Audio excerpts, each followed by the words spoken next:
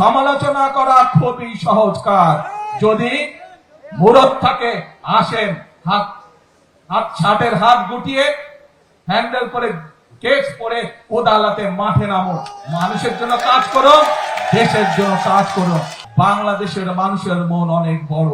ভুল অতীতে করেছেন, ৭১ সালে ভুল করেছেন, ৮৬ সালে ভুল করেছেন, ৯৬ সালে ভুল করেছেন, ২০২৬ সালে এসে মানুষকে বিভ্রান্তি করে কি কি সব টিকিট মিকিট বিক্রি করেছেন।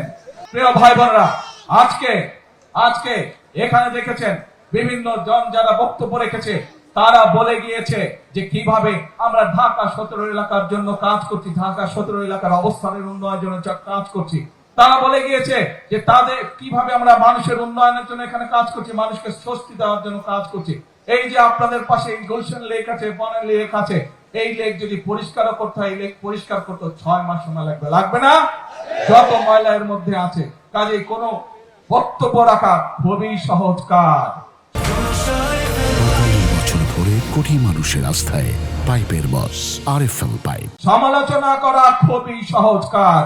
যদি মুরত থাকে আসেন, শার্টের হাত গুটিয়ে হ্যান্ডেল করে কেস পরে আদালতে মাঠে নামো, মানুষের জন্য কাজ করো, দেশের জন্য কাজ করো। সঠিক কথা বলো, এমন কোন কথা বলবেন না যেই কথা বলে দেশে বিশৃঙ্খলা তৈরি হয়। এমন কোন কাজ করবেন না যেই কথা বললে বিশৃঙ্খলা তৈরি হয় রাজপথে। কারণ স্বৈরাচার বসে আছে। স্বৈরাচারের সাথে বিগত ১৭ বছর বাংলাদেশ জাতীয়তাবাদী দলের প্রত্যেকটি নেতাকর্মী যুদ্ধ করে টিকেছিল, এই রাজপথেই তারা টিকেছিল। আর কোন রাজনৈতিক অন্য যারা ছিল তারা আমাদের সাথে ছিল। যারা আজকে বড় বড় গলা উঁচু করে কথা বলছে, যারা আজকে বড় বড় গলা দিয়ে বিশৃঙ্খল কথা বলছে, বিভ্রান্তিকর কথা বলছে, ১৭ বছর মানুষ আপনাদেরকে রাজপথে দেখতে পায় না। এখনো রয়ে গেছে পত্রিকাগুলো, বিগত ১৭ বছর পত্রিকাগুলো রয়ে গেছে। বের করুন পত্রিকাগুলো, পত্রিকার পাতায় এখনো ছবি আছে কিভাবে আমার দলের বাংলাদেশ জাতীয়তাবাদী দলের বিএনপির নেতাকর্মীরা কিভাবে অত্যাচারিত হয়েছে, কিভাবে নির্যাতিত হয়েছে, কিভাবে গুমের শিকার হয়েছে, কিভাবে কারাবরণ করেছে, কি বক্তব্য তারা দিয়েছে, সেই সবগুলো এখনো পত্রিকার পাতায় রয়ে গেছে কম বেশি। পত্রিকাকে সেদিন ছাপতে দেওয়া হতো না এইসব বিষয়, তারপরেও পত্রিকাগুলো চেষ্টা করেছে, অনেকগুলো, সবগুলো না হলে অনেকগুলো পত্রিকা চেষ্টা করেছে বিরোধী দলের কণ্ঠস্বরকে যতটুকু সম্ভব তুলে ধরার জন্য।